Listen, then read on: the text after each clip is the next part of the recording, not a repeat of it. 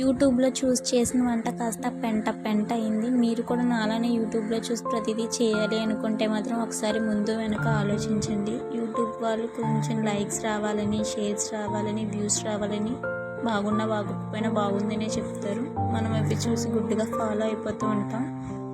కానీ ఒకసారి మనం ఏమైనా ట్రై చేయాలనుకున్నప్పుడు కొంచెంలో ట్రై చేసి చూడండి. అది కానీ సక్సెస్ అవుతే ఫుల్గా ట్రై చేయండి. నేను కూడా యూట్యూబ్లో చూసి గోధుమ బిస్కెట్స్ ట్రై చేశాను.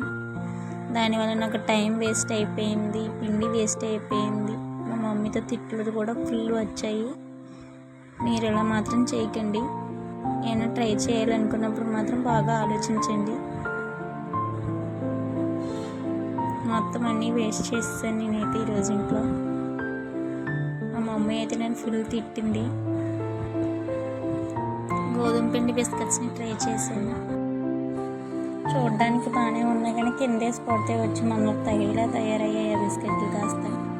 వీటిని బిస్కెట్స్ అంటారు, రాయబెట్టలు అంటారు, నాకైతే తెలియదు. వాళ్ళు చెప్పిన ఫార్ములాని గుడ్డిగా ఫాలో అయ్యాను, బట్ ఏమీ యూజ్ లేదు. నాకైతే అన్నీ వేస్ట్ చేస్తాను.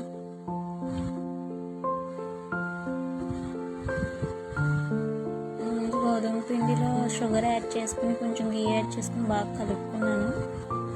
దాన్ని కాస్త కొద్దిసేపు బాగా మిక్స్ చేసుకుని దాంట్లో బేకింగ్ సోడా యాడ్ చేసుకుని కొద్దిసేపు మిక్స్ చేసుకుని పక్కన పెట్టుకుని దాన్ని చపాతీల కింద రోల్ చేసుకోవాలి.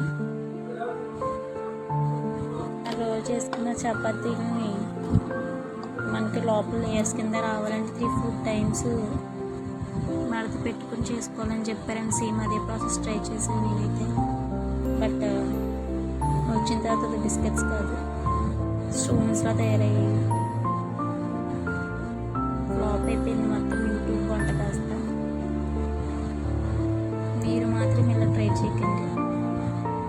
ఇలా ట్రై చేస్తే మాత్రం మీకు మొత్తం అన్నీ వేస్ట్ అయిపోతాయి. టైం వేస్ట్, పిండి వేస్ట్, ఆయిల్ వేస్ట్, అన్నీ వేస్ట్, ఎనర్జీ కూడా వేస్ట్ అయిపోతుంది. మీరు మాత్రం ఇలా అస్సలు చేయకండి. యూట్యూబ్లో చూసిన ప్రతి వంటకం కూడా ట్రై చేయాలని అనుకుంటాం. వాళ్ళు చూపించడానికి బాగుంటాయి కానీ మనం చేసాక అవి బాగున్నా బాగోకపోయినా తప్పదు కదా.